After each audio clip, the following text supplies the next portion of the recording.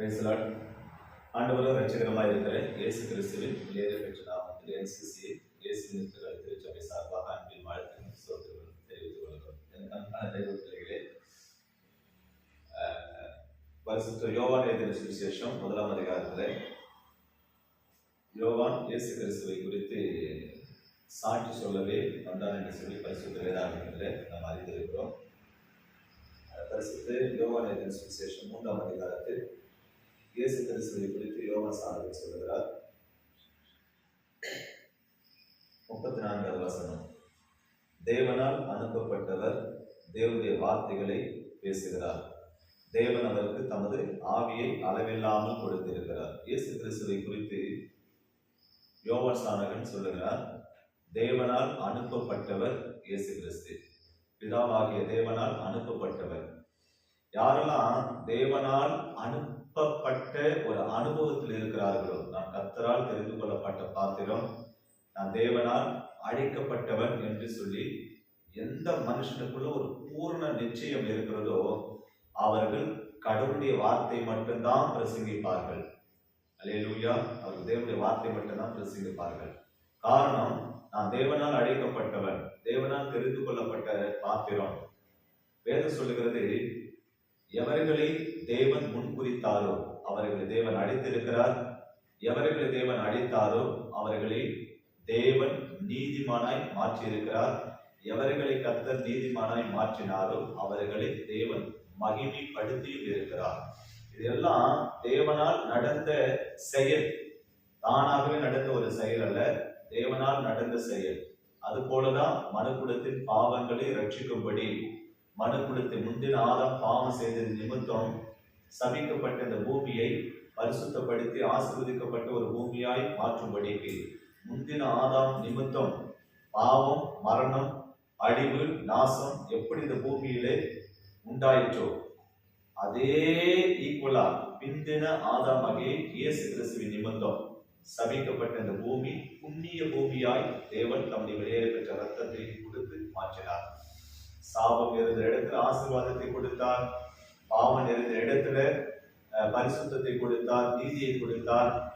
எல்லா எதிர்மறையான விளைவுகளை தேவனாகிய இயேசு கிறிஸ்து கல்வாரி சிலுவையிலே சுமந்து அவருக்குள் இருக்கிற நேர்மறையான காரியங்களை நமக்கு மாத்திரமல்ல, நம்மை சுமந்து கொண்டு இருக்கிற இந்த பூமிக்கும், பூமியில் இருக்கிற சாபத்தையும் தேவன் வெளியேற பெற்ற தம்முடைய வெளியேற பெற்ற ரத்தத்தின் மூலமாக மீட்டெடுத்திருக்கிறார். அன்புக்குரிய தேவபடி, அந்த இயேசு கிறிஸ்துவை குறித்துதான் இங்க யோவான் சாணகன் குறிப்பிட்டு சொல்லுகிறார்.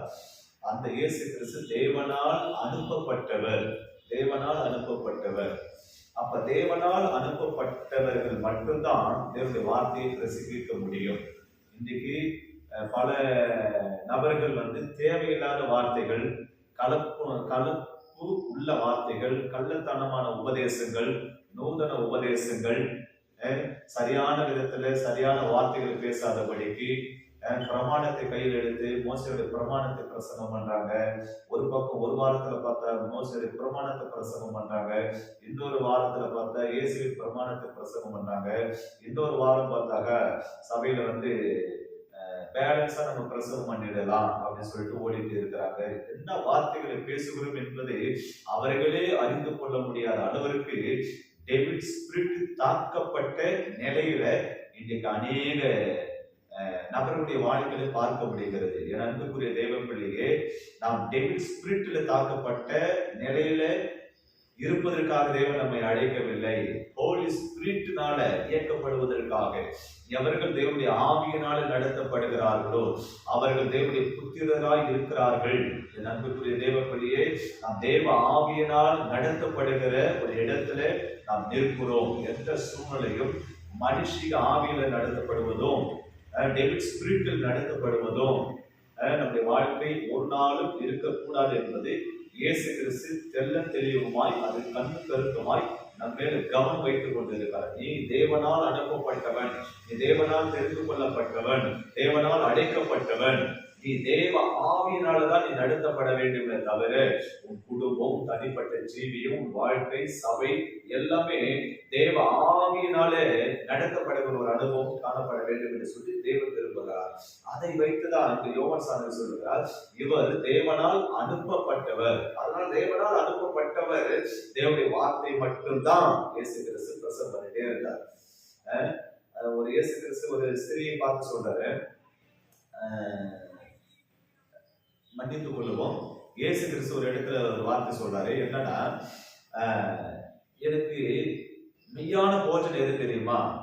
என் பிதாவின் சித்தத்தை நிறைவேற்றுவதுதான் எனக்கு கொடுக்கப்பட்ட மெய்யான போஜனமா இருக்கிறது. பிதாவின் சித்தம் தான் அவருக்கு உண்மையான போஜனமா இருக்கிறதா.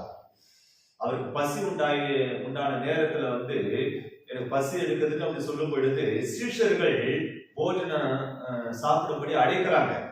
அப்ப இயேசு கிறிஸ்து சொல்றாரு, எனக்கு என்ன தெரியுமா போஜனம்? என் அனுப்பினருடைய சித்தத்தை செய்வதே எனக்கு மெய்யான போஜனமா இருக்கிறது என்று சொல்லி தம்முடைய சீஷர்களுக்கு தேவன் வலியுறுத்தி சொல்லுகிறார். என் அன்புக்குரிய தேவ பிள்ளையே, இந்த உலகத்துல நம்மை அழைத்த, நம்மை தெரிந்து கொண்ட, நம்மை ஊழியத்துக்கு அனுப்பப்பட்டு இருக்கிற தேவனுடைய சித்தத்தை நிறைவேற்றுவதுதான் இந்த உலகத்துல நமக்கு கொடுக்கப்பட்ட மெய்யான போஜனமா இருக்கிறது. ஏனென்றால் தேவனாகி கர்த்தர் நம்ம சூஸ் பண்ணி இருக்கிறார், நம்மை தேவன் செலக்ஷன் பண்ணி இருக்கிறார். பாருங்க, பல விதத்துல நம்ம எங்கேயோ பாவத்துல, சாபத்துல, அக்கிரமத்துல நம் பாவிகளாய் இருக்கு கிறிஸ்து நம்மேல் வைத்து அன்பை விளங்க பண்ணுவதற்கு நம்முடைய சொந்த குமாரனை கொடுத்து பரமபிதா இவ்வளவாய் உலகத்தில் அன்பு கூர்ந்த கடவுளை தான், அந்த கடவுளுக்கு சேவை செய்யும்படிக்கு தான் தேவனால் நாம் அனுப்பப்பட்டு இருக்கிறோம், தேவனால் தெரிந்து கொள்ளப்பட்டு இருக்கிறோம், தேவனால் அழைக்கப்பட்டு இருக்கிறோம், தேவனால் நீதிமான் ஆக்கப்பட்டு இருக்கிறோம். அவர் ரத்தத்தினாலே நீதிமான் ஆக்கப்பட்டு இருக்கிறோம்.